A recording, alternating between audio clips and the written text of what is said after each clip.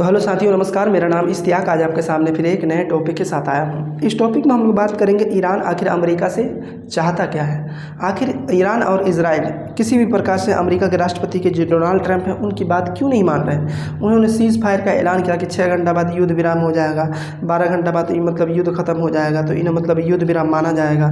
किसी भी प्रकार से ना ईरान इसराइल के ऊपर हमला करेगा, ना इसराइल ईरान के ऊपर हमला करेगा। लेकिन इस चीज़ को समझिए, ना ईरान इस बात को माने, ना इसराइल इस बात को माने। आखिर ईरान मानना क्या वाला है, उन्होंने मतलब चाहते क्या अमेरिका से। लेकिन इस चीज़ का याद रखेंगे कि इसराइल ने ईरान के ऊपर पहला हमला किया है।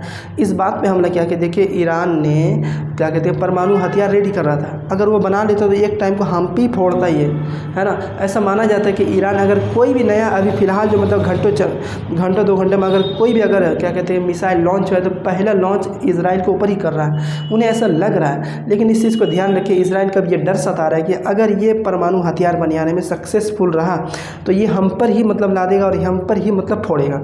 इसी चीज़ को कहने के बाद इन्होंने क्या किया कि ईरान के ऊपर बहुत ज़ोरदार हमला किया। और हमला करने के बाद फिर पलटवार में ईरान ने भी मतलब शुरू किया। और जब शुरू किया तो शुरू करते करते एक टाइम को क्या किया, बहुत सारी ऐसी बातें हुई। G7 से डोनाल्ड ट्रंप मतलब वापस घर आ गए, अपने मतलब व्हाइट हाउस आ गए। उन्होंने कहा कि देखिए हमें खामेनेई का पता है कि ये खामेनेई कहाँ छिपे हैं, हमें कब मारना है, क्या मारना नहीं करना सब हम जानते हैं। फिर उन्होंने मतलब 2 हफ्ते का अल्टीमेटम टाइम लिया कि देखिए हम 2 हफ्ते तक ईरान के ऊपर हमला नहीं करेंगे, निश्चित रूप से रहें हम हमला नहीं करेंगे। हम 2 हफ्ते बाद ये सोच कर बताएंगे कि हमें हमला करना चाहिए या नहीं चाहिए, या इस मतलब वार में एंट्री होना चाहिए या फिर नहीं होना चाहिए। अब बहुत सारी सी बातें निकली।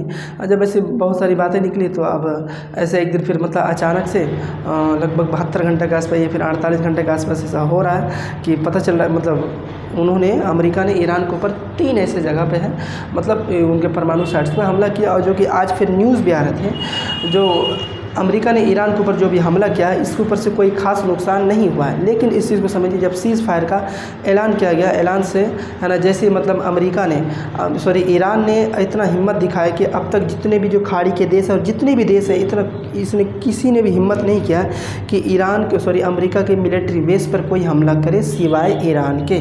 ना चाइना ऐसा कर पाया, ना कोल्ड वार में ना सोवियत संघ रूस ऐसा कर पाया, ऐसा कोई ना कर पाया जो ईरान ने अब तक किया है। लेकिन अब इस चीज़ को समझिए, अब आगे होगा क्या। लेकिन ईरान अमेरिका से चाहते क्या है।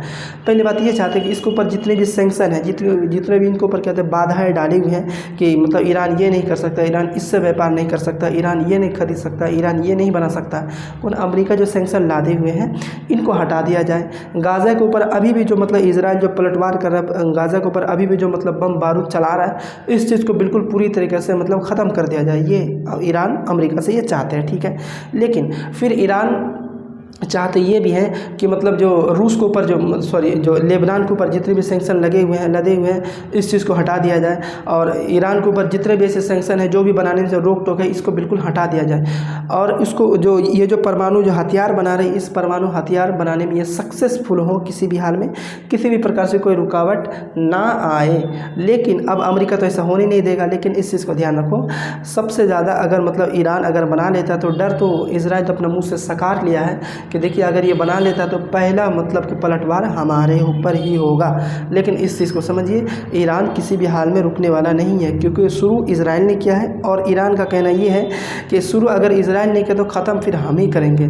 लेकिन इसराइल को इतना भरोसा था कि देखिए ईरान को हम ख़त्म कर सकते हैं अमेरिका की मदद से। G7 जो देशों का जो उन्हें मतलब क्या समर्थन है ना, उनके मदद से क्या ईरान के ऊपर हमला करके उन्हें मतलब तहस नहस कर सकते हैं। आप अगर ऐसे वीडियो भी देखते होंगे कि इसराइल में किस प्रकार की तबाही मची हुई है। लेकिन इस चीज़ को समझिए, क्या कहते हैं कि सीज़ फायर होने के बाद फटाक से पहला मतलब ईरान ने फिर उसके ऊपर हमला करता है, फिर इसराइल ने हमला करता है।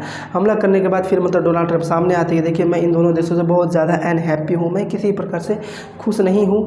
इसराइल को उन्होंने मना किया, देखिए आपको जो फाइटर जेट चलाने वाले थे इसको प्लीज़ घर बुला लो, है ना, आप वापस अपने देश बुला लो, आप इनके ऊपर मत फोड़ो, इसराइल आप बम मत फोड़िए। बहुत सारी ऐसी बातें हुई जो कि ईरान ने नहीं मानी और इसराइल ने भी नहीं मानी।